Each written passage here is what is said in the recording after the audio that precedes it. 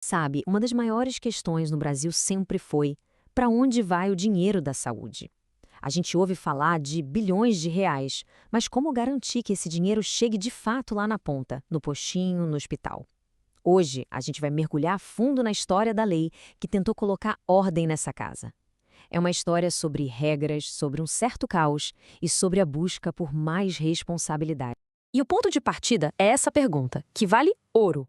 Como é que se financia um sistema de saúde universal para mais de 200 milhões de pessoas num país com as dimensões do Brasil?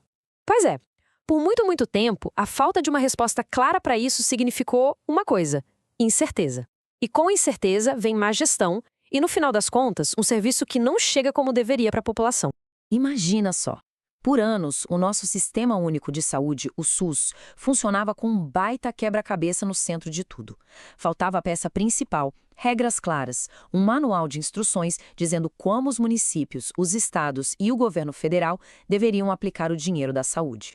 E aí que está a grande contradição. A gente tinha, de um lado, a promessa na Constituição, linda no papel: saúde é um direito de todos. Mas, do outro lado, na prática, não existia um guia, um roteiro financeiro para fazer essa promessa virar realidade. Isso, claro, gerava uma instabilidade enorme e abria muita brecha para o dinheiro ser usado de forma errada. E essa espera por um pouco de clareza, por regras no jogo, ela não foi nada curta. Na verdade, a gente está falando de mais de uma década até essa situação ser resolvida. 12 anos. Pensa nisso. Foi esse o tempo entre a promessa inicial lá em 2000 com a emenda 29 e a solução que finalmente chegou em 2012. E o que aconteceu nesse meio do caminho? Anos e anos de debates no Congresso, projetos que iam e voltavam e uma instabilidade gigantesca para os gestores de saúde do país inteiro. Tenta imaginar o desafio de planejar um orçamento sem saber exatamente quais são as regras do jogo. Era bem complicado. E então, em 2012, finalmente a solução apareceu. Nasceu a Lei Complementar 141, que chegou para ser de fato o manual de instruções oficial que todo mundo estava esperando para os gastos com a saúde pública. Um dos pontos centrais que essa lei trouxe e que fez toda a diferença foi a ideia dos fundos de saúde. Pensa neles como se fossem cofres blindados, específicos só para o dinheiro da saúde. A regra se tornou bem simples e direta. Todo e qualquer recurso destinado à saúde pública, seja ele federal, estadual ou municipal, tem que obrigatoriamente passar por essas contas.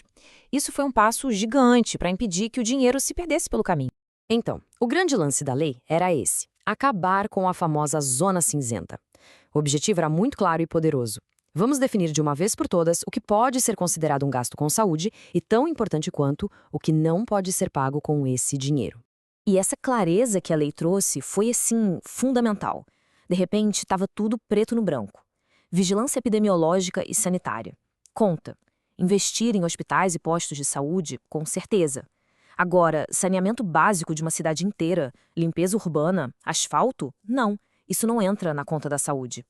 Essa distinção foi uma verdadeira revolução, porque impediu que o dinheiro da saúde fosse usado para, digamos, tapar outros buracos no orçamento. Ok, mas uma lei no papel é uma coisa, né? Como é que ela funciona na vida real, na prática?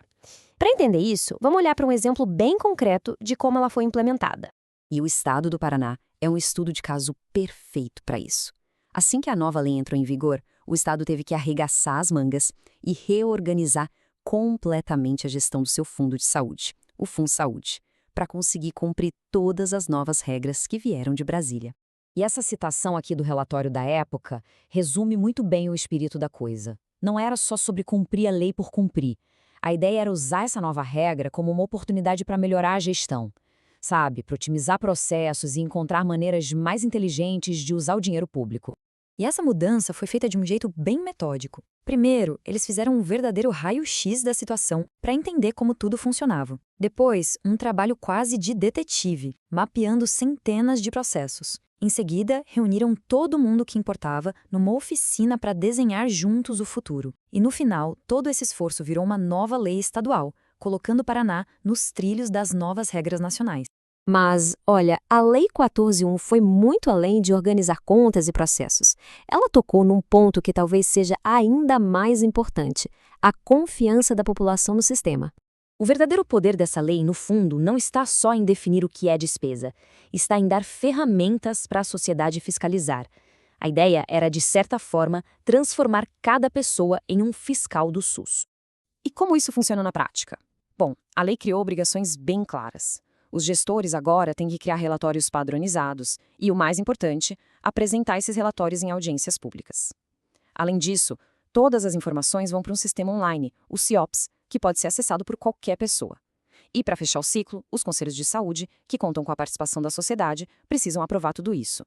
É um sistema de vigilância para o dinheiro da saúde. No fim das contas, a Lei 1414 foi bem mais do que só uma nova lei. Foi uma verdadeira virada de jogo.